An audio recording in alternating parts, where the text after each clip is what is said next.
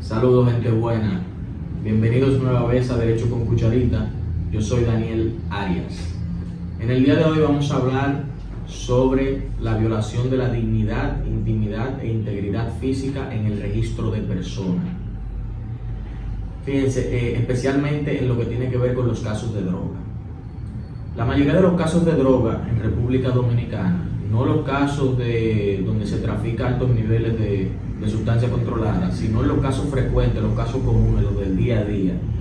En esos casos regularmente se inicia con una requisa personal que hace un agente policial, especialmente los adscritos a la DNCD o al DICAN, que son los que trabajan con el tema de droga y sustancia controlada. Estos agentes realizan una requisa personal, un registro personal de una persona que está en la vía pública y vamos a decir que le encuentran droga, y a partir de ahí que inicia entonces el proceso de judicialización de esa persona.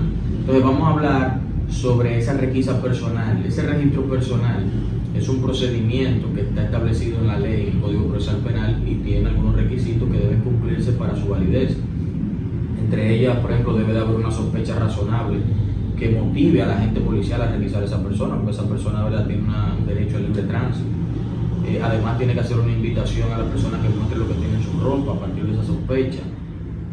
También debe de respetarse varios derechos fundamentales de la persona, como el derecho al pudor, el derecho a la dignidad, el derecho a la intimidad, la integridad física, entre otros. Pero en el día de hoy nos vamos a enfocar específicamente en la violación del derecho a la dignidad, intimidad e integridad física de la persona durante la requisa personal y cuáles efectos procesales trae esto. Fíjense, muchas veces en estos casos el agente policial, cuando llena el acta, un acta que se llena de registro de persona que detalla lo que sucedió, la persona que fue requisada, la hora, el lugar, qué se le ocupó a la persona, dónde se le ocupó, digamos, la sustancia controlada. Ese es un acta de registro de persona que se llena para luego presentarse al juez y es parte del proceso. Entonces, muchas veces en esta acta de registro de persona, el mismo agente establece que en el lugar donde se le encuentra la sustancia es, por ejemplo, por debajo de los calzoncillos, y que esta persona fue requisada en la calle tal, por ejemplo, del sector tal, o sea, en una vía pública. Entonces ahí estaríamos, en principio, frente a una violación de la dignidad y de la intimidad de la persona. Porque lo ideal es que esta persona, el agente policial, si entiende que la persona a requisar tiene sustancia dentro de los calzoncillos, entonces debe de apartarlo a un lugar donde no se le viole su intimidad para poder requisarlo. Porque si lo requisa en la vía pública, mínimo va a tener que bajarle los pantalones, bajarle los pantaloncillos para poder encontrar la sustancia en un lugar donde lo pueden ver los demás, donde hay una afectación a la dignidad y a la intimidad de la persona. Muchas veces, aunque no lo pongan en el acta de registro, la persona tiene testigos que vieron cómo lo desnudaron en público, etc.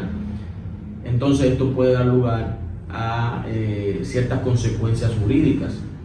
También está cuando se maltrata a la persona, cuando dicen los agentes policiales que lo sometieron al orden, lo sometieron a la obediencia, es decir, lo macanearon, le entraron a golpe.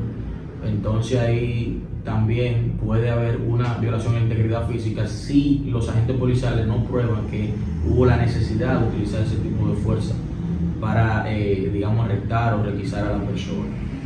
Ya la Suprema Corte ha dicho que es ilícito todo registro de personas que se hace en violación de la dignidad e intimidad o violación de la integridad física de la persona.